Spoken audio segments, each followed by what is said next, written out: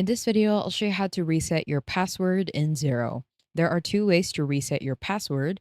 The first way is through an unlocked account.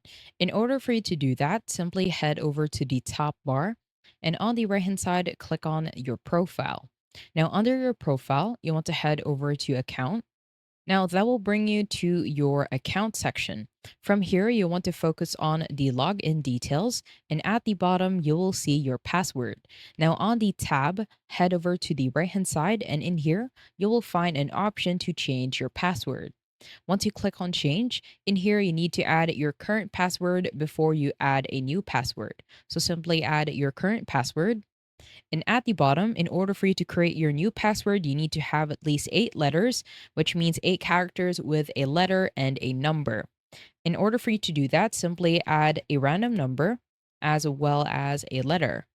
Now, this is an example of a password. In here, I have a number as well as a letter, and it also has 9 characters. At the bottom, you just want to simply confirm that password. And once you're done, head over to the bottom in the right corner and just simply click on save. Now, once you click on save, it will automatically say that your password has been changed. The second way is to reset your password once you have forgotten it. In order for you to do that, make sure you are on the login page of Xero.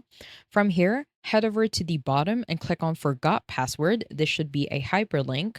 Now, once you click on Forgot Password in here, it will ask you to reset your password by entering the exact email that you used to log into Xero. So I will add here my email address at the bottom. If we simply click on Send Link, it will automatically say that the password reset has been initiated and we should receive an email on the exact email address that we used to log in with Xero. Now, the email will look exactly like this. In here, it will state your name, and at the bottom, it will have a button to reset your password. So, from here, if we click on the button to reset the password, it will take us to a new tab. And from here, what we need to do is simply add our password. So this will be our new password.